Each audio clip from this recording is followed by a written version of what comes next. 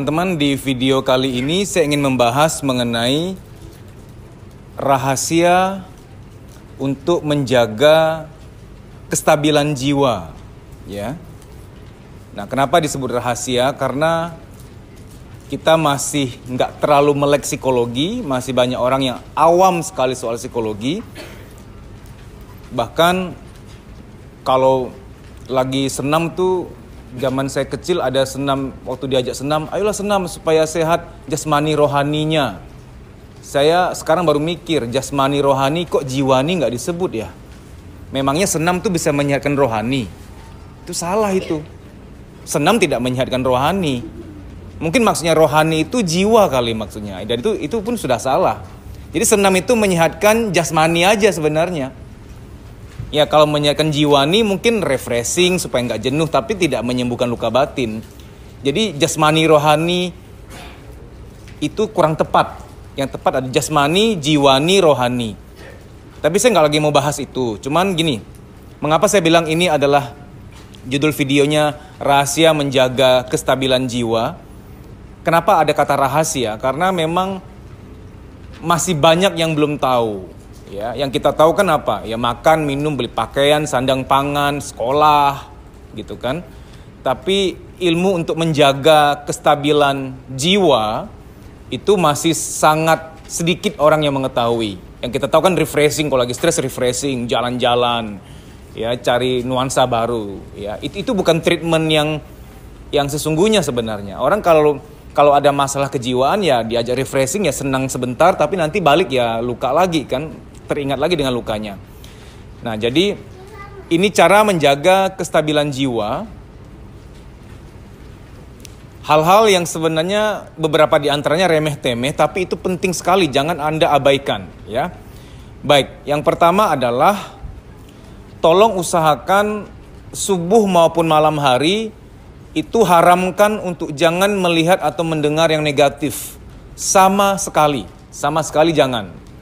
Karena pas baru bangun, yang nyawa belum ngumpul, yang logika belum on, itu gudang jiwa kita terbuka. Sehingga kita melihat atau mendengar yang negatif itu tanpa saring, tanpa benteng, tanpa filter, langsung masuk. Maka dalam dunia parenting haram hukumnya memarahi anak di subuh hari. Itu tidak boleh, karena lukanya dalam dan berkepanjangan. Makanya banyak orang yang sudah dewasa mengaku bahwa kenapa ya mas, aku tuh kalau dibilang maafin udah maafin papa kok, udah maafin mama, udah nggak dendam kok, sumpah enggak kok. Tapi kok kadang-kadang keingetan ya, beliau tuh pernah jahat sama aku, keingetan aja sih mas gitu loh. Ya kalau bilang benci ya enggak sih gitu. Karena mungkin kamu dilukainya di subuh hari mungkin, atau di malam hari, ya. Maka wahai para orang tua, subuh dan malam hari tidak boleh memarahi anak, tidak boleh sama sekali. Walaupun kamu minta maaf jungkir balik, oke lah dia maafin kamu. Tapi bahwa memori itu terukir, kuat di memorinya. Ya ini untuk menjaga kestabilan jiwa ya, baik kamu maupun anakmu maupun siapapun. Subuh hari, malam hari, hindarkan diri kamu dari pertengkaran. Hindarkan dirimu dari melihat berita-berita, dengar radio, atau dengar suara apa, tayangan apa yang tidak baik. Karena itu nyampahin soalnya. Karena nanti ini hubungannya ke masa depan ketika jiwa sudah penuh. Kalau jiwa sudah penuh itu urusannya panjang tuh. Bisa mood swing, bisa psikosomatik, bisa halusinasi, bisa susah tidur, ya, badan gampang lelah, bisa marah-marah, macam-macam. Beda orang beda kabelnya. Tapi sama masalahnya, jiwanya penuh soalnya. Nah jiwa bisa penuh tuh karena kamu nggak tahu gerbang-gerbang ini, gerbang subuh sama gerbang malam. Makanya kalau kamu mau sehat, jiwa kamu stabil gitu ya, di atas jam 7 malam handphone tuh sudahi. Jangan buka-buka cerita. Khawatirnya kita nggak pernah tahu, kamu bisnis, kamu kerja, ya malam-malam ada aja yang ngomel-ngomel lah apalah. Dengar kritikan, dengar komplain di malam hari itu tidak baik gitu. Maka kadang saya memikirkan para operator yang nerima komplain tuh customer service 24 jam tuh yang shift-shiftnya. Kadang-kadang kan kalau saya lihat customer service tuh yang operator biasanya kalau malam kan laki-laki ya. Perempuan biasanya yang pagi, siang, sore gitu. Kasian juga ya laki-laki kebagian yang malamnya ya. Kebanyakan gitu tuh, operator bank atau operator telekomunikasi itu biasanya kalau malam laki-laki. Ya apa boleh buat karena dunia pelayanan ya. Tapi kalau kamu bisa menghindar, menghindarlah. Jangan terima komplain malam hari. Nanti kamu parno, jiwa kamu penuh, mudah marah, sensitif gitu. Karena penuh soalnya. Di atas jam 7 malam jangan mendengar, jangan melihat, jangan bertengkar, jangan cekcok, jangan menghadapi hal negatif. Begitu pula subuh hari. Nah, termasuk Instagram, YouTube, Facebook. Kadang-kadang kan orang punya kebiasaan subuh hari pas baru bangun ya mohon maaf nongkrong di WC sambil menunggu BAB, buka-buka IG, buka-buka Facebook. Kadang-kadang ada tayangan yang ngerjain gitu loh. Awalnya bagus, tiba-tiba ada kuntilanak muncul. Atau tiba ada video yang serem, itu nggak boleh di subuh hari. Pokoknya kalau di WC di subuh hari jangan bawa handphone. Kita nggak pernah tahu pas lagi buka handphone tuh tiba-tiba ada yang serem lah, yang apalah, berita kecelakaan tiba-tiba muncul lah gitu loh. Itu yang kadang-kadang bikin parno. Ada orang yang parno sama kalau mau keluar tuh parno, takut kenapa-napa. Ada ibu-ibu yang kalau keluar tuh nyetir mobil takut kenapa-napa. Ada orang yang takut sakit gitu. Itu karena salah satu penyebabnya dia pernah dengar berita tentang kecelakaan dan itu di subuh hari atau malam hari gitu. Makanya begini, ada adab dalam menyampaikan kabar. Kabar buruk, entah kematian, kecelakaan, kematian, sampaikan ke seseorang waktu dia udah bangun, udah kumpul nyawanya, udah siap. Bukan yang baru bangun tuh, yang nyawa belum ngumpul masih ngulet. Dia udah bangun, udah mandi lah, mungkin udah sarapan, baru kita ngomong. Jangan yang pas baru bangun. Karena berita buruk disampaikan atau didengarkan di subuh hari atau malam hari, itu bikin parno bagi sebagian orang. Mungkin ada yang berkata, terlalu cengeng lah mas. Bukan soal cengeng, kan tugas kita menjaga batin kita. Menjaga, kan gini, kalau perut kan nafkahnya dari mulut. Kita mamam, kita minum, kan dari mulut. Nafkahnya dari mulut. Tapi kalau batin itu ada dua, batin rasa sama batin pikir. Ini dari mana masuknya? Telinga sama mata. Nah kita harus jaga nih gerbangnya. Kita nggak boleh mendengar semua hal. Kita nggak boleh melihat semua hal. Mata kita diciptakan tidak untuk melihat semua hal. Setuju nggak? Telinga kita juga. Telinga kita diciptakan Tuhan tidak untuk mendengar semua hal. Tidak boleh. Seleksi apa yang kamu harus dengar. Kalau semua mau didengar, semua mau dilihat, waduh nggak bisa deh. Kalau yang positif silakan. Anak kecil kalau kita ajak nonton bioskop, tiba-tiba ada adegan nggak pantas, kita langsung tutup matanya, otomatis tuh. Kenapa kamu nggak tutup mata kamu sendiri juga? Untuk adegan-adegan yang kadang ada adegan yang kasar, kekerasan, horor. Itu kalau sering ditonton di masa tua bisa halusinasi. Halusinasi jarang karena setan ya, kasihan setan sering difitnah. Kalau orang halusinasi tuh diruqyah, keluar kau dari badan dia, diruqyahkan, pergi kau dari badan dia gitu. Padahal setannya lagi di luar tuh. Itu halusinasi tuh karena sering nonton film horor, sering nonton yang serem-serem gitu. Karena orang halusinasi itu sembuhnya karena terapi, bukan karena diruqyah, beda. Ruqyah itu kalau benar-benar yang dikerasukan setan lah, ada jin lah gitu, itu beda cerita tuh. Nah sekarang kita fokus dulu ya, supaya jiwa kita stabil, tolong subuh sama malam hari jangan pegang handphone. Sudahi kerjamu maksimal jam 7 malam. Saatnya ngomong sama anakmu, sama pasangan, pillow talk. Ngomong di bantal sama anakmu, sambil rebahan, kiri kanan ngobrol, cerita sama istri, sama suami, sama anak. Itu manfaatkan itu. Jangan malam hari juga lihat handphone. Sayang sekali. Ini kan juga manfaatnya apa ya, supaya kamu tuh bonding sama anak. Kamu pagi, siang, sore sudah sibuk, malam saatnya bonding. Bonding itu dengan cara ngobrol di bantal, pillow talk namanya. Nah subuh hari nikmatilah untuk ngulet. Jangan pas melek langsung bawa handphone gitu. Lihat handphone apa isinya. Kok kamu lagi ada masalah banget sama seseorang, jangan ngebahas itu subuh hari. Itu bikin capek hati, bikin capek pikir. Jangan ngebahas itu di malam hari. Kamu tahu lagi ada salah paham sama seseorang, ya coba cari waktu yang mungkin ya siang, sore, kalau pagi mungkin jam 9, jam 10. Karena nggak boleh cekcok di subuh hari atau malam hari. Itu bikin kacau, nggak enak mood kamu nanti. Kalau kamu berantem di malam hari, itu pasti akan kebawa mimpi tuh. Entah mimpinya kaget-kagetan, ngigau, atau mimpi buruk.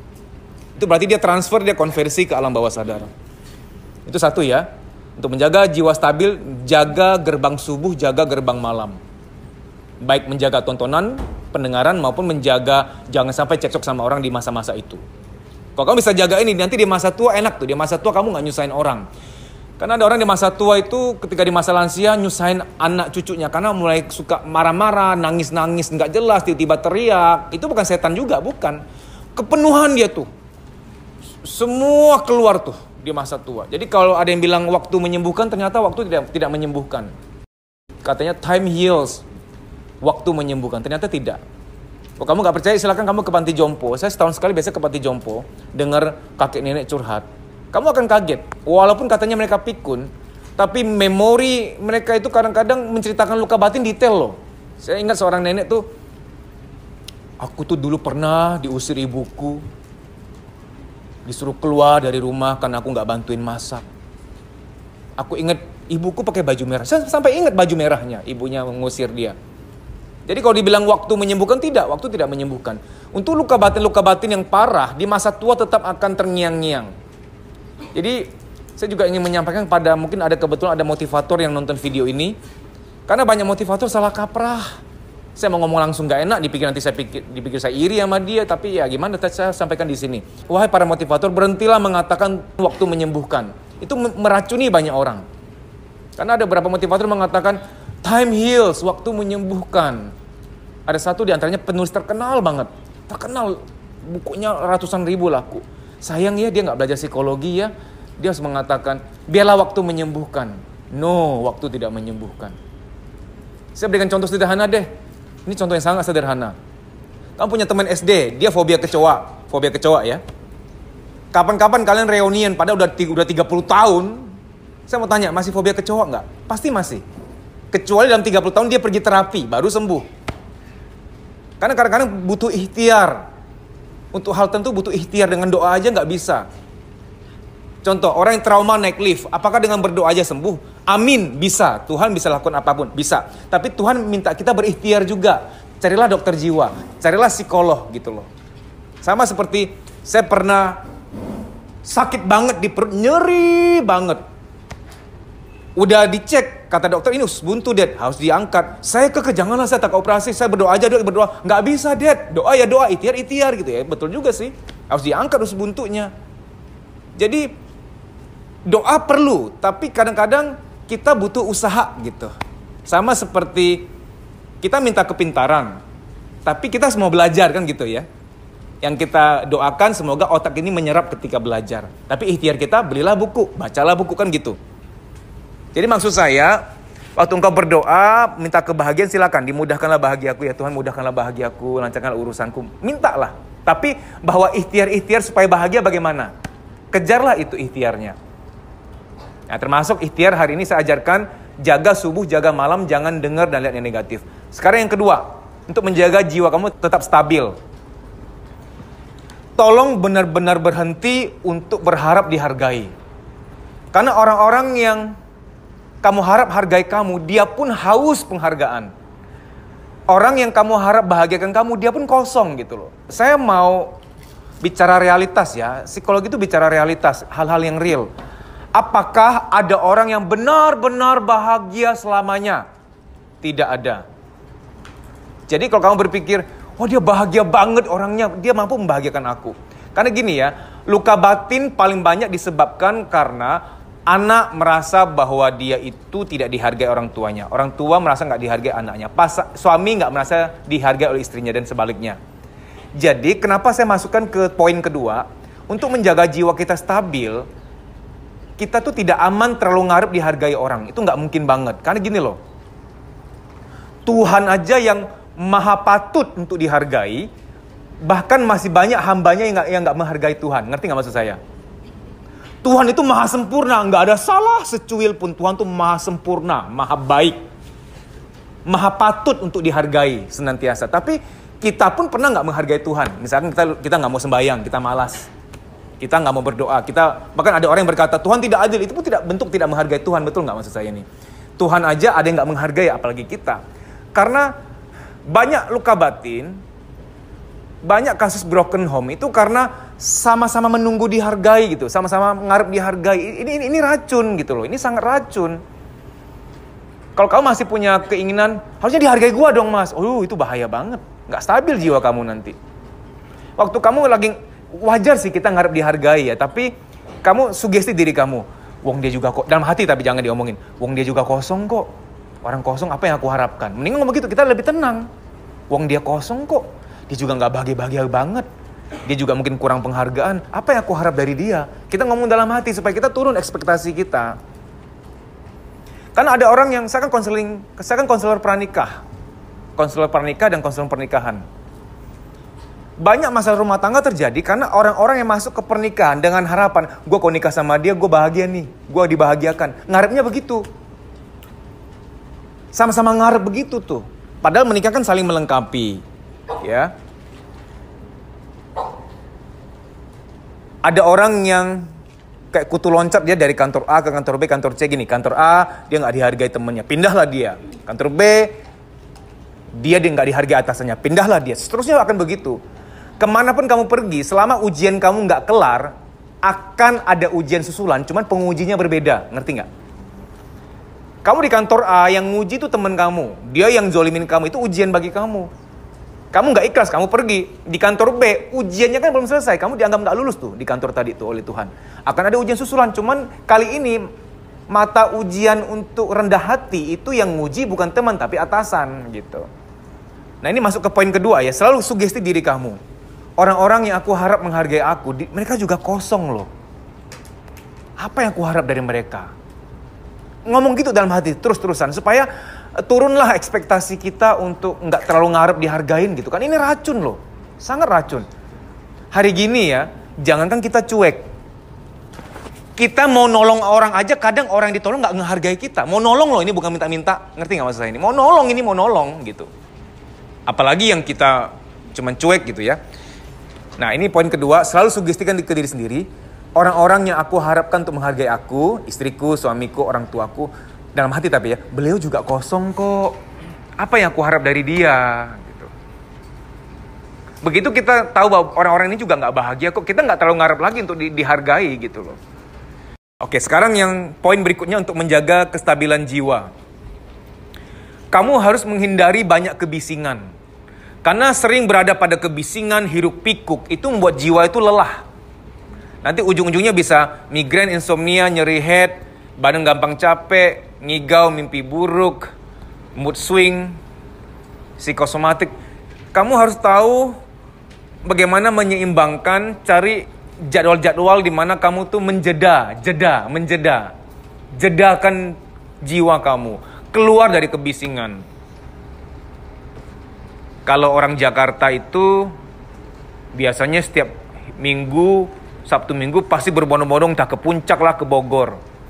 Kalau orang Surabaya, Sabtu Minggu biasanya kalau nggak ke Malang lah, ke Tretes, ke Trawas dan lain sebagainya. Selalu orang-orang kota itu mencari jeda. Cuman begini, itu juga kurang tepat karena tuh dirapel sekalian Sabtu Minggu.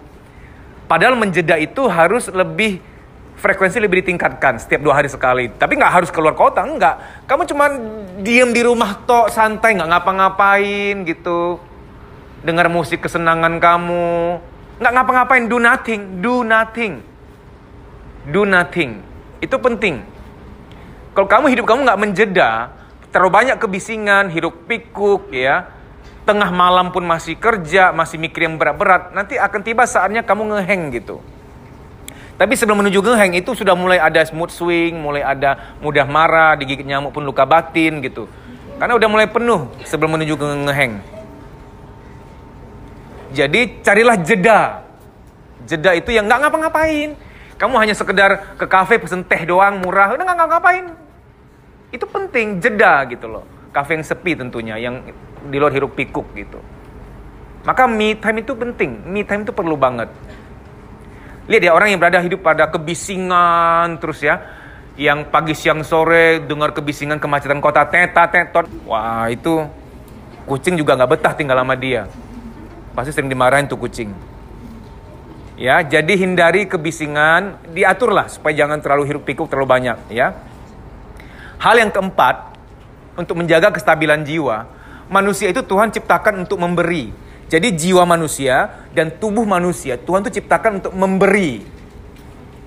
Jangan salah paham dulu, saya nggak nyuruh kamu keluar uang, karena memberi nggak selalu soal uang. Karena gini, ada penelitian mengatakan ketika kita memberi sesuatu dan melihat orang lain bahagia atas pemberian kita, hormon endorfin itu akan muncul. Hormon endorfin ini buat kita bahagia. Jadi hati-hati dengan kamu yang hidupnya itu hanya untuk diri sendiri selama ini. Karena banyak orang berprinsip, nggak usah terlalu baik sama orang lah, nggak usah terlalu sosial lah. Yang penting gue nggak nyakitin orang udah cukup, gitu kan, banyak orang kayak gitu kan. Yang penting gue nggak ngerugin orang lah, udahlah, nggak usah terlalu sosial, nggak usah terlalu baik. Tidak merugikan orang lain saja itu tidak cukup. nggak nyakitin orang lain aja itu nggak cukup. Kamu harus punya hidup yang giving.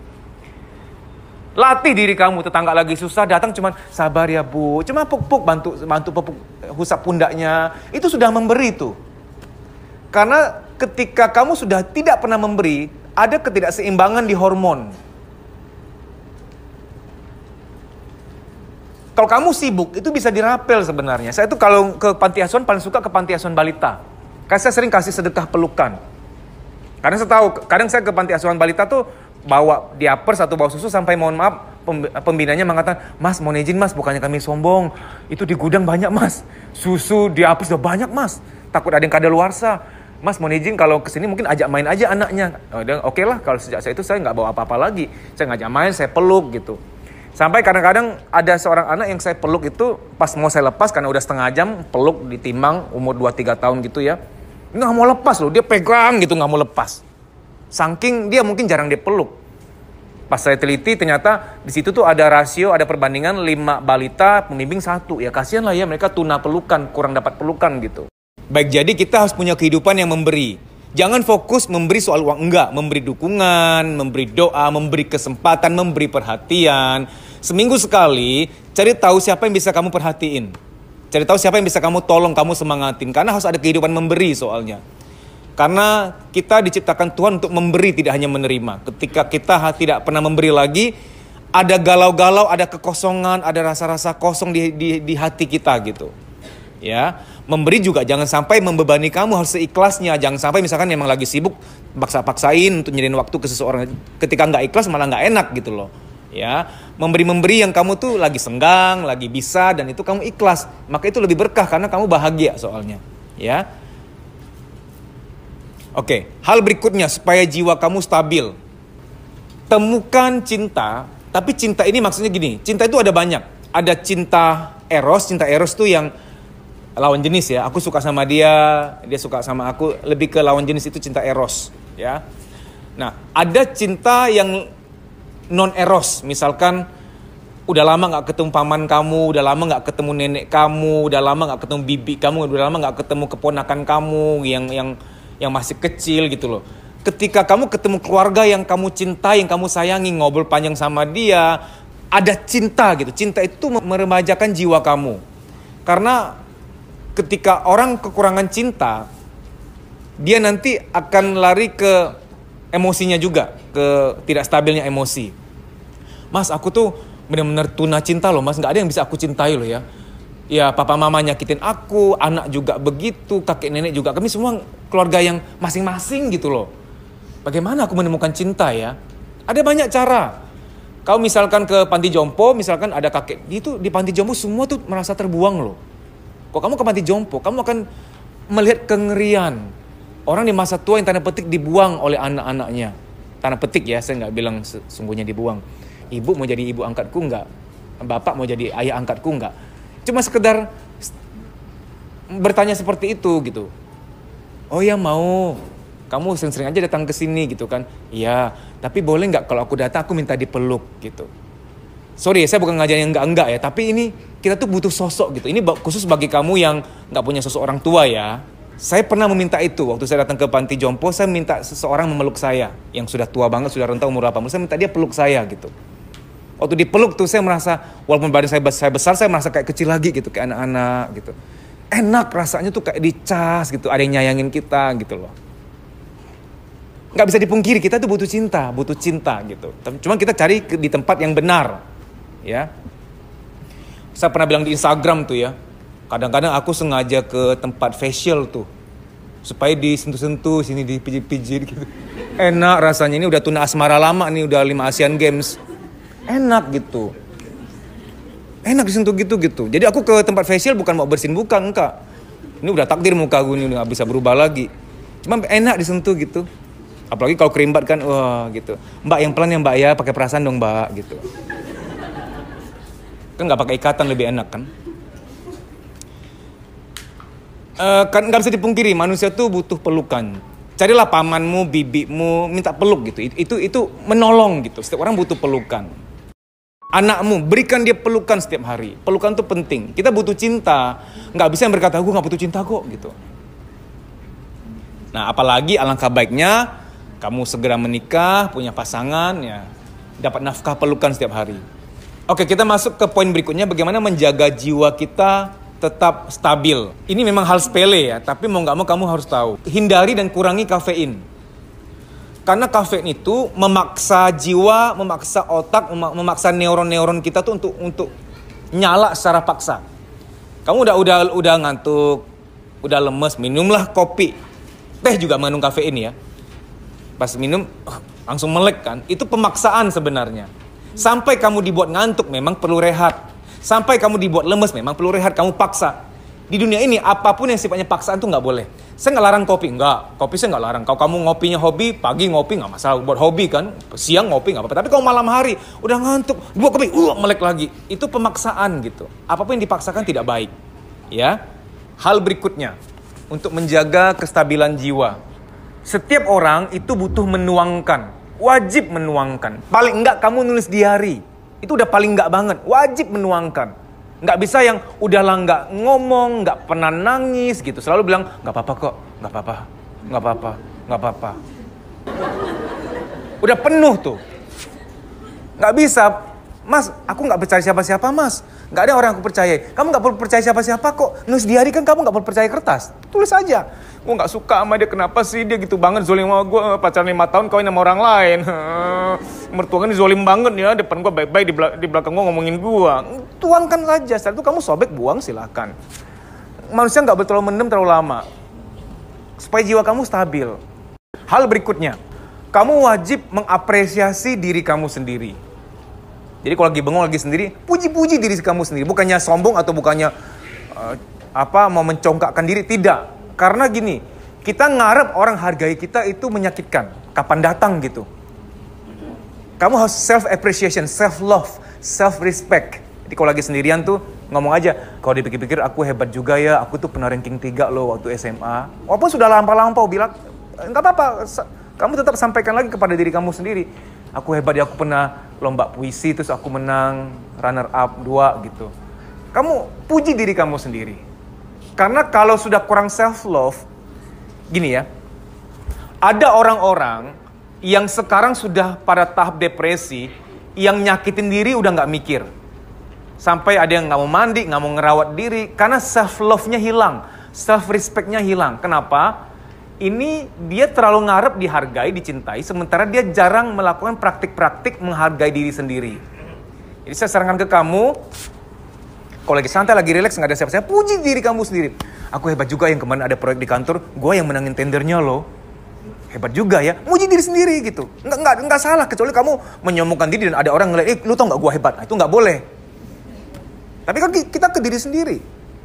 Contoh lagi ya, aku pernah dapat potongan beasiswa 10%, lumayan loh, nggak semua orang bisa dapat. Ngomong ke diri sendiri. Aku hebat juga ya gitu. Apapun prestasi yang pernah kamu lakukan, apresiasi kembali diri kamu sendiri. Self-love, lama-lama tuh kamu akan menghargai diri, merasa diri keren, merasa diri hebat, itu penting. Merasa diri hebat itu penting. Yang nggak boleh adalah merasa diri hebat, sangat hebat, lebih hebat daripada orang lain, dan merendahkan orang lain. Itu yang tidak boleh. Pede itu bagus. Tapi yang terlalu pede sehingga narsis banget, lalu menganggap orang lain itu tidak punya apa-apa, tidak hebat sama sekali, itu dosa. Karena itu sudah sombong. Sombong itu dosa gitu loh. Hargai diri kamu sendiri. Ya. Saya banyak menangani orang-orang yang nggak mau mandi, nggak mau merawat diri lagi. Jadi saya pernah dapat klien perempuan. Waktu datang ke saya tuh memang sudah ala kadarnya aja penampilannya. Waktu ibunya nunjukin foto dia, Mas kamu percaya nggak ini dia waktu dulu. Beda banget gitu. Jadi dia ceritanya semenjak putus sama cowoknya itu, sama si Japra. Habis putus tuh nggak mau mandi, ya, nggak mau merawat diri, makan serampangan gitu. Ya itu karena saya beritahu kamu ya, orang yang kurang menghargai diri tidak boleh masuk ke dalam relationship. Orang yang belum cukup menghargai dirinya tidak aman bagi dia untuk cinta mencinta, ngerti nggak? Karena begitu cintanya hilang, dia rapuh nih, karena dasarnya dia nggak kuat, dia emang dasarnya nggak menyayangi diri. Dia tuh hanya ngandelin disayangin. Ini penting ya. Orang yang kurang menyayangi diri tidak aman untuk dia disayangi orang lain. Begitu cinta itu hilang, dia rapuh banget. Karena memang pada dasarnya dia itu nggak sayang diri, dia cuma mengandalkan disayang. Makanya banyak orang ketika cintanya hilang, putus cinta cari pohon toge. Karena sumber sayangnya itu hanya dari orang lain. Jadi kalau sama anak ya, ketika anak bilang, "Ma, aku dapat nilai bagus, aku hebat nggak, Ma?" Kita boleh puji, "Kamu hebat, kamu rajin." Sayang, kalau kamu sampai berprestasi lagi, bukan karena untuk mama. Memang karena kamu mau berjuang untuk diri kamu sendiri. Kamu merasa bersyukur, bisa berjuang, kamu merasa punya potensi, dan itu kamu untuk memuaskan diri kamu sendiri. Jangan untuk mencari penghargaan orang lain. Itu juga harus ditanamkan supaya dia tuh self-respect, tidak selalu mengejar penghargaan orang lain. Baik, ini poin yang terakhir ya, bagaimana menjaga jiwa tetap stabil. Ini nggak bisa enggak, kamu wajib menghindari toxic people. Orang yang suka ngeluh, yang suka, aduh susah, mati gue, mampus, sial. Wajib menghindari mereka, wajib. Mas, nanti gue dipikir sombong, Mas. Ini ya, supaya kamu nggak berpikir sombong. Misalnya kamu piara ayam nih, kamu bikin perkedel rasa ayam, rasa telur pula, perkedel. Kamu deketin ke ayam, lalu ayamnya kabur. Ih, sombong ayamnya. Ih, sombong. Enak tau perkedel, sombong banget lu. Sombong gak ayamnya? Bukan sombong, bukan makanan dia. Bukan makanan dia kok. Masa sombong? Kamu misalnya kapan-kapan datang ke rumahku, aku jamu kamu. Makan sop ketek ular yuk. Gue ada bikin nih, sop ketek ular. Ih, apaan tuh, Dad? Ih. Lalu gue bilang, sombong ya, sop ketek ular gak mau makan. Ih, gila lu. Sombong gak? Bukan sombong, bukan makanannya kamu. Kamu gak biasa sama sop ketek ular. Jadi maksud saya, kamu nggak mau makan sesuatu bukan karena kamu sombong, karena bukan makananmu. Begitu pula nggak mau dengar orang negatif, nggak mau dengar orang ngeluh, nggak mau dengar orang yang negatif, bukan sombong, karena ini bukan makanan kamu, ngerti nggak? Bukan makanan kamu. Karena makanan tuh ada dua, makanan perut yang nafkahnya dari mulut, makan, mamam, minum, dan makanan batin. Makanan batin tuh dari dua pipa, dua saluran, dua gerbang masuknya, telinga dan mata. Jadi kalau kamu nggak mau dengar sesuatu, bukan sombong, kamu nggak mau makan itu karena itu bukan makananmu. Kamu nggak mau lihat sesuatu, bukan kamu sombong, karena kamu tahu itu bukan makanan kamu gitu. Baik, demikian ya, semoga video ini bermanfaat. Mohon subscribe channel Kuliah Psikologi, semoga banyak hal yang membawa manfaat bagi kamu, dimudahkan bahagiamu, dilancarkan urusanmu. Amin.